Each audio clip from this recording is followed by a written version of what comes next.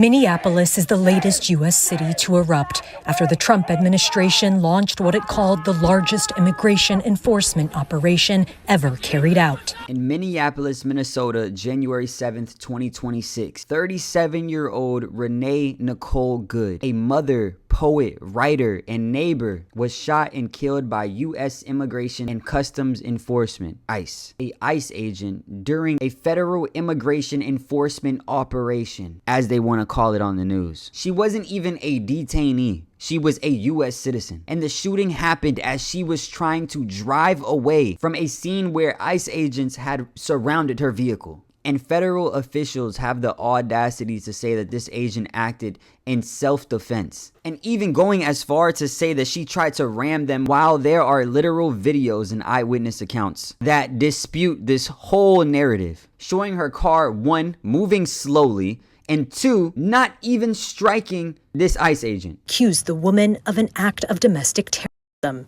What happened was our ICE officers were out in an enforcement action. They got stuck in the snow because of the adverse weather that is in Minneapolis. They were attempting to push out their vehicle, and a woman attacked them and those surrounding them and attempted to run them over and ram them with her vehicle. An officer of ours acted quickly and defensively shot to protect himself and the people around him. Now that's from Homeland Security. Now local leaders, including Minneapolis Mayor Jacob Frey and Minnesota Governor Tim Walz, called that federal account false and a reckless escalation of immigration enforcement. The mayor even demanded that ICE leave the city, saying their presence is causing chaos, fear, and distrust, and is not bringing safety to anyone. Having seen the video of myself, I want to tell everybody directly, that is bullshit. This was an agent recklessly using power that resulted in somebody dying, getting killed. What we're seeing is the consequences of governance designed to generate fear, headlines, and conflict. It's governing by reality TV. And today that recklessness cost someone their life. Now, what makes this incident even more controversial is how Trump reacted. He publicly defended ICE, just echoing federal claims that Good was disorderly and implying that she deserved this deadly response. And this isn't just commentary. It's the leader of the country co-signing and amplifying a narrative that justifies a deadly shooting by a federal agent. And if you're anything like me, you like evidence before you just blindly believe anything. So, let's get into the evidence. This is how the situation started. A man walking up to a woman's car and immediately trying to rip her door off. Now, I don't know why she was parked in front of the street, but she was not blocking traffic in the sense that people can still get past her. And two, there was another ICE vehicle right here. Now, let's continue a little bit further. No! What does this tell me? Her reversing. She's trying to leave. Let's continue. This man right here, this is going to be the person that decides to end this woman's life as she's trying to flee. Pay close attention to his feet and what he's about to do right now. This is when the shot lets off. We can even take it a step further by going back just a tad bit. Right there. Look at his feet. Look at the car. The car is turning. She's trying to leave. The car is turning. The car is turning. His feet are both visible right here, which shows me he is not going to get ran over. Let's continue even further. How was this justified? She was not trying to run over an ICE agent. We watched this in slow motion. Let's watch it in real time. And just for a second before we get back into the video, I do want to mention that I'm new to commentary videos, so make sure you guys like, comment, subscribe. And also, I'm always looking for new things to make videos about. So definitely follow me on Instagram and send me some DMs about things that you guys want to see me make videos about. But anyway, let's get back into the video.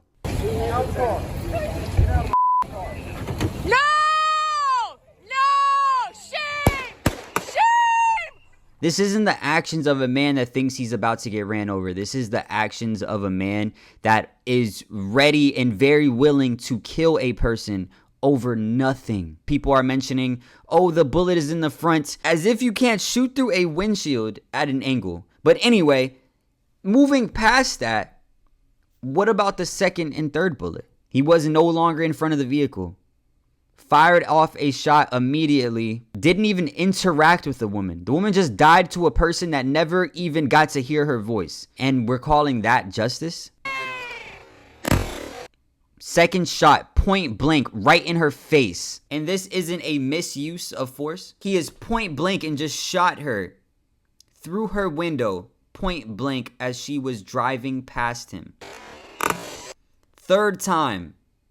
Can't understand anyone that can actually justify this. But we have people that do try to justify this, like Asmon Gold. The reason why they're defending this woman, it's because they agree with her and they want to create an ecosystem where being violent and abusing police officers is accepted. You can see the video. It very clearly, the woman was trying to run him over, trying to rip her out of her vehicle for no rhyme or reason. This wasn't a traffic stop. There was no abuse happening to these men. Let's continue.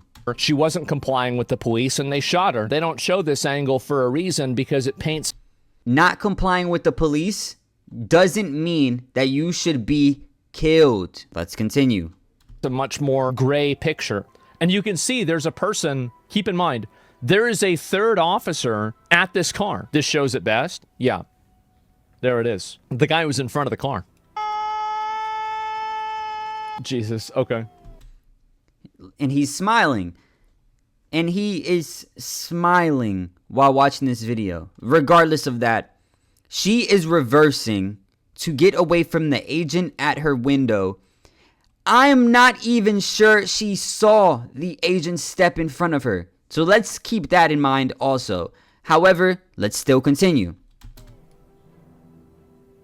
So you can see, You can see what? Yes, you can see that the tires started moving, slowed down, and then moved again. Move fast, slow down. So you can see, you can see right there, And she's then literally, she's moving away. forward, and he had to just barely get out of the way. He barely got, if he hadn't moved, she would have run him over. Watch the tire. See, now the tire is moving forward. You see the tire is moving forward with the officer directly in front of the car. You can see the spinning. This would have never happened if she had just gotten out of the car, and it would have never happened if she hadn't just tried to block the police in the first place. I see her spinning her wheels forward right there. You're trying to run over that officer. I wouldn't be surprised if she hit the gas and then saw the officer standing right in front of her, slowed down, and then proceeded to be shot 3 times, point blank. Mind you, this officer stepped in front of her vehicle as she was reversing to escape and then shoots her as she tries to escape. It's egregious. I'm not gonna lie to you. This isn't normal thinking. There's no justifiable reason that this woman's life should have been ended because of this. You are. She doesn't give a fuck. Plus, if you're next to a car like that, you can hear it when it starts accelerating. You know what? You actually bring up a great point. I hadn't even thought about this. But the police officer... Are we not noticing that he's not deciding to continue the clip? Are we not noticing that he's actually using the scrubber to go through the video rather than actually watching the video? This isn't proof of anything. I can be moving at 2 miles per hour. If you scrub it quick enough, it's going to look like I'm moving fast. Who was in front of the car heard the wheels accelerating. And yeah, absolutely, he's going to pull out his fucking gun. That's a great point. New picture. Heard the wheels accelerating. What type of opioids do you have to be on for you to say he heard the wheels accelerating? That's like trying to say if someone randomly jumps at me with a knife, trips, falls, hits their head on the floor, then as they try to run away, I should be able to shoot them in the face. This man was not in immediate danger. He was no longer in front of the vehicle when he started shooting. Did he feel like he was in immediate danger? Maybe. Why? Because ICE is hiring pussies to be vigilantes and attack random people. Anyway, this honestly, like, I never had a bad interaction or a bad thought in my head about Asmongold because I never was a fan of him. I didn't see a lot of his things, but this right here makes me understand the hate. And if we're being honest, this is not an isolated event. In 2025, ICE recorded the highest deaths while in custody in the last 2 decades. Human beings, fathers, mothers, asylum seekers, and even long-term residents died while detained by the very agency that is charged with enforcing immigration law and protecting public safety. And it's not like people just turned over and died. Many of these deaths were preventable, tied to inadequate medical care, overcrowded facilities, neglect, and a culture that prioritizes enforcement over humanity. Advocates and legal observers have documented people denied timely medical treatment even when critically ill, neglect and mistreatment by contracted private facilities, family members left in the dark about how and why their loved ones died, and repeated calls from human rights groups for meaningful oversight and accountability. This trend reflects a deeper issue: an agency empowered to detain and remove people, even people with legitimate asylum claims. Now, here is why you should care. ICE is a federal agency, not a local police force. It operates under the Department of Homeland Security. Yes, the same people that said it was justified for Good's death. Its agents have powers to detain, arrest, and deport. And in the case of Minneapolis,